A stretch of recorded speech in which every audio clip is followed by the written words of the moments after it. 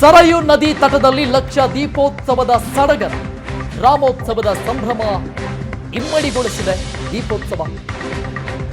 ಹೀಗಾಗಿ ಅಯೋಧ್ಯೆಯಲ್ಲಿ ಇವತ್ತೇ ದೀಪಾವಳಿ ಸಂಭ್ರಮ ಕಳೆಗಟ್ಟಿದೆ. 10 ಲಕ್ಷ ದೀಪಗಳು ರಾಮನೂರಲ್ಲಿ ಬೆಳಗ್ತಾ ಇದೆ. ಬರೋಬ್ಬರಿ 500 ವರ್ಷಗಳ ನಂತರದಲ್ಲಿ ರಾಮನ ಪಟ್ಟಾಭಿಷೇಕ ಆಯಿತು. ಇವತ್ತು ದೀಪೋತ್ಸವದ ಮೂಲಕ ರಾಮ ಭಕ್ತರು ಸಂಭ್ರಮಿಸ್ತಾ ಇದ್ದಾರೆ. ಒಂದಲ್ಲ ಎರಡಲ್ಲ 500 ವರ್ಷಗಳ ನಂತರದಲ್ಲಿ ಪ್ರಭು ಶ್ರೀರಾಮಚಂದ್ರನಿಗೆ ಅಯೋಧ್ಯೆಯಲ್ಲಿ ಪಟ್ಟಾಭಿಷೇಕ ನೆರವೇರಿದೆ. ಇದರ ಪ್ರಯುಕ್ತವಾಗಿ ಇವತ್ತು ರಾಮನೂರಲ್ಲಿ ಅಯೋಧ್ಯೆಯಲ್ಲಿ 10 ಲಕ್ಷ ದೀಪಗಳನ್ನು ಬೆಳಗಲಾಗ್ತಾ ಇದೆ. ಇದು ಸರಯೂ ನದಿ ತಟದಲ್ಲಿ 10 ಲಕ್ಷ ದೀಪಗಳನ್ನು ಹಚ್ಚಿರುವಂತಹ ದೃಶ್ಯ. ಇವತ್ತಿನ ರಾಮೋತ್ಸವದ ಸಂಭ್ರಮ ಏನಿದೆ, ಆ ಸಂಭ್ರಮವನ್ನ ಮತ್ತಷ್ಟು ಹೆಚ್ಚಿಸಿರುವಂತಹ ದೀಪೋತ್ಸವ ಇದು. 500 ವರ್ಷಗಳ ನಂತರದಲ್ಲಿ ಮತ್ತೊಂದು ದೀಪಾವಳಿ ಸಂಭ್ರಮ ಕಳೆಗಟ್ಟಿದೆ ಅಯೋಧ್ಯೆಗೆ. ರಾಮ ಭಕ್ತರು ಸಂಭ್ರಮಿಸ್ತಾ ಇದ್ದಾರೆ. ಮೂಲೆ ಮೂಲೆಗಳಲ್ಲಿ ರಾಮ ಘೋಷ ಮೊಳಗುತ್ತಾ ಇದೆ. ಪ್ರಧಾನಿ ನರೇಂದ್ರ ಮೋದಿ ಅವರು ಕೂಡ ತಮ್ಮ ಮನೆಯಲ್ಲಿ ದೆಹಲಿಯ ಅವರ ನಿವಾಸದಲ್ಲಿ ರಾಮಜ್ಯೋತಿಯನ್ನ ಬೆಳಗಿಸಿ ಪ್ರಭು ಶ್ರೀರಾಮನಿಗೆ ಆರತಿಯನ್ನ ಬೆಳಗಿದ್ದಾರೆ. ಪ್ರತಿಯೊಬ್ಬ ಭಾರತೀಯರು, ಪ್ರತಿಯೊಬ್ಬ ರಾಮ ಭಕ್ತನು ಕೂಡ ತಮ್ಮ ಮನೆಗಳಲ್ಲಿ ಈ ರೀತಿಯಾಗಿ ದೀಪವನ್ನ ಹಚ್ಚಿದ್ದಾರೆ. ಇವತ್ತು ಹಚ್ಚಬೇಕು ಅಂತ ಪ್ರಧಾನಿ ನರೇಂದ್ರ ಮೋದಿ ಅವರು ಈ ಮೊದಲೇ ಕರೆ ಕೊಟ್ಟಿದ್ರು. ಆ ರೀತಿಯಾಗಿ ಪ್ರಧಾನಿಯವರು ಕೂಡ ತಮ್ಮ ನಿವಾಸದಲ್ಲಿ ರಾಮಜ್ಯೋತಿಯನ್ನು ಬೆಳಗಿಸಿದ್ದಾರೆ. ರಾಮೋತ್ಸವದ ಸಂಭ್ರಮ ಮತ್ತಷ್ಟು ಹೆಚ್ಚಾಗಿದೆ. ದೃಶ್ಯಗಳಲ್ಲಿ ನೋಡ್ತಾ ಇದ್ದೀವಿ ನಾವು. ಭವ್ಯ ರಾಮ ಮಂದಿರದಲ್ಲಿ ಪ್ರಭು ಶ್ರೀರಾಮ ವಿರಾಜಮಾನನಾಗಿದ್ದಾನೆ. ಈಗ ಭಾರತದಲ್ಲಿ ರಾಮರಾಜ್ಯ ಶುರುವಾಯಿತು ಇವತ್ತಿನಿಂದ ಅನ್ನುವಷ್ಟರ ಮಟ್ಟಿಗೆ ಸಂಭ್ರಮ ಕಳೆಗಟ್ಟಿದೆ ದೇಶದಾದ್ಯಂತ. ದೀಪೋತ್ಸವಕ್ಕೆ ಪ್ರಧಾನಿ ನರೇಂದ್ರ ಮೋದಿ ಅವರು ಕರೆ ಕೊಟ್ಟಿದ್ರು. ದೀಪೋತ್ಸವದ ಸಂಭ್ರಮ ನೋಡ್ತಾ ಇದ್ದೀವಿ. ಸರಯೂ ನದಿ ತಟದಲ್ಲಿ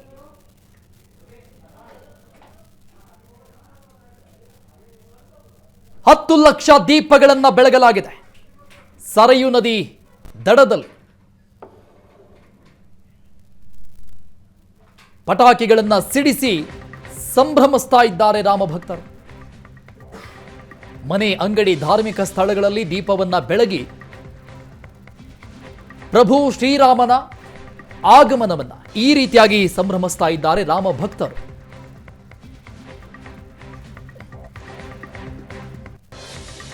ರಾಮಾಯಣದಲ್ಲಿ 14 ವರ್ಷಗಳ ಕಾಲ ವನವಾಸ ಆದರೆ ಅದಾದ ನಂತರದಲ್ಲಿ 500 ವರ್ಷಗಳ ನಂತರದಲ್ಲಿ ಈಗ ಪ್ರಭು ಶ್ರೀರಾಮನಿಗೆ ಇವತ್ತು ಪಟ್ಟಾಭಿಷೇಕ ನೆರವೇರಿದೆ. ನಮಸ್ಕಾರ, ನಾವಿವಾಗ ಸರಿಯೂ ಘಾಟ್ನಲ್ಲಿದ್ದೀವಿ. ನನ್ನ ಹಿಂಭಾಗದ ದೃಶ್ಯ ನೀವು ನೋಡ್ತಾ ಇದ್ದೀರಾ. ದೀಪಗಳಿಂದ ತುಂಬಿ ಹೋಗಿದೆ ಸರಿಯೂ ಘಾಟ್. ಕಾಲಿಟ್ಟಲ್ಲೆಲ್ಲ ದೀಪಗಳು ಕಾಣಿಸ್ತಾ ಇದೆ. ದೃಶ್ಯದಲ್ಲಿ ನೀವು ನೋಡ್ತಾ ಇದ್ದೀರಾ, ಹಲವಾರು ಜನ ದೀಪ ಹಚ್ತಾ ಇದ್ದಾರೆ. ದೀಪಗಳ ಹಬ್ಬವಾಗಿ ರಾಮಲಲ್ಲಾ ಪ್ರಾಣ ಪ್ರತಿಷ್ಠಾಪನೆಯ ದಿನ ಇವತ್ತು ಅಯೋಧ್ಯೆಯಲ್ಲಿ ಕಂಡು ಬರ್ತಾ ಇದೆ. ಪ್ರಧಾನಿ ಮೋದಿ ಹೇಳಿದ್ರು, ಪ್ರತಿಯೊಂದು ಮನೆಯಲ್ಲೂ ಕೂಡ ನಿಮ್ಮ ಮನೆಯಲ್ಲೇ ಒಂದು ದೀಪ ಬೆಳಗೋದ್ರ ಮೂಲಕ ರಾಮಲಲ್ಲಾ ಪ್ರಾಣ ಪ್ರತಿಷ್ಠಾಪನೆಯನ್ನ ನೀವು ಕೂಡ ಆಚರಿಸಿ ಅಂತ ಹೇಳಿದ್ರು. ಆದ್ರೆ ಅಯೋಧ್ಯೆಯ ಹಲವಾರು ಜನ ಮಾತನಾಡಿದಾಗ ಹೇಳ್ತಾ ಇದ್ರು, ನಮಗೆ ಇವತ್ತೇ ದೀಪಾವಳಿ. ಯಾಕಂದ್ರೆ ವನವಾಸ ಮುಗಿಸಿ ಶ್ರೀರಾಮಚಂದ್ರ ಅಯೋಧ್ಯೆಗೆ ವಾಪಸ್ ಆದಾಗ ನಾವು ಅಯೋಧ್ಯಾವಾಸಿಗಳು ದೀಪ ಬೆಳಗೋದ್ರ ಮೂಲಕ ಸ್ವಾಗತಿಸಿದ್ವಿ. ಇವತ್ತು ರಾಮಲಲ್ಲಾ ಪ್ರಾಣ ಪ್ರತಿಷ್ಠಾಪನೆಯಾಗಿದೆ. ರಾಮಲಲ್ಲಾ ರಾಮ ಮಂದಿರದಲ್ಲಿ ಪ್ರತಿಷ್ಠಾಪನೆಗೊಂಡಿದ್ದಾನೆ. ಹಾಗಾಗಿ ಇವತ್ತೇ ನಮಗೆ ದೀಪಾವಳಿ ಅಂತ ಪ್ರತಿ ಮನೆಯಲ್ಲೂ ಒಂದಲ್ಲ 10 ದೀಪಗಳನ್ನ ಹಚ್ಚುತ್ತಿದ್ದಾರೆ. ಅಯೋಧ್ಯೆಯ ಗಲ್ಲಿಯಲ್ಲಿ ನಾವು ಓಡಾಡ್ತಾ ಇದ್ವಿ. ಆ ಗಲ್ಲಿಯ ಪ್ರತಿ ಮನೆಯಲ್ಲೂ ಕೂಡ ದೀಪ ಬೆಳಗ್ತಾ ಇದ್ದಾರೆ. ಮನೆಯ ಮುಂಭಾಗದಲ್ಲಿ ದೀಪ ಬೆಳಗ್ತಾ ಇದ್ದಾರೆ. ಈ ಮೂಲಕ ದೀಪಾವಳಿ ಸಂಭ್ರಮವನ್ನ ಜನವರಿ 22ನೇ ತಾರೀಕು ರಾಮಲಲ್ಲಾನ ಪ್ರಾಣ ಪ್ರತಿಷ್ಠಾಪನೆಯ ದಿನವೇ ಅಯೋಧ್ಯ ಜನ ಆಚರಿಸ್ತಾ ಇದ್ದಾರೆ. ಅದಕ್ಕೆ ಅತಿ ದೊಡ್ಡ ಸಾಕ್ಷಿ ಈ ಸರಿಯೂ ಘಾಟ್. ಕ್ಯಾಮ್ರಾ ಪರ್ಸನ್ ಮಂಜು ಜೊತೆ ಭಾವನಾ ನಾಗಯ್ಯ, ಏಷ್ಯಾನೆಟ್ ಸುವರ್ಣ ನ್ಯೂಸ್, ಅಯೋಧ್ಯ. ಶ್ರೀರಾಮಚಂದ್ರ 14 ವರ್ಷಗಳ ಕಾಲ ವನವಾಸವನ್ನ ಮುಗಿಸಿ ಅಯೋಧ್ಯೆಗೆ ಬಂದಂತಹ ಸಂದರ್ಭದಲ್ಲಿ ಈ ರೀತಿಯಾಗಿ ದೀಪಗಳನ್ನು ಬೆಳಗಿ ಪ್ರಭು ಶ್ರೀರಾಮನನ್ನ ಬರಮಾಡಿಕೊಳ್ಳಲಾಯಿತು. ಅದೇ ರೀತಿಯಾಗಿ ಇವತ್ತು 500 ವರ್ಷಗಳ ನಂತರದಲ್ಲಿ ಶ್ರೀರಾಮನಿಗೆ ಪಟ್ಟಾಭಿಷೇಕ ಆಗಿದೆ ಅಯೋಧ್ಯೆಯಲ್ಲಿ.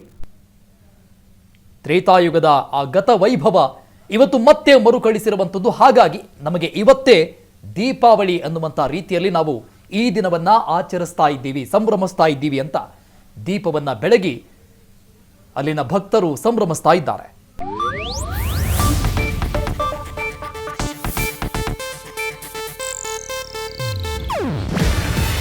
ಇದು ಏಷ್ಯಾನೆಟ್ ನ್ಯೂಸ್ ನೆಟ್ವರ್ಕ್ ಪ್ರಸ್ತುತಿ. ನೀವು ನೋಡ್ತಿದ್ದೀರಾ ಏಷ್ಯಾನೆಟ್ ಸುವರ್ಣ ನ್ಯೂಸ್.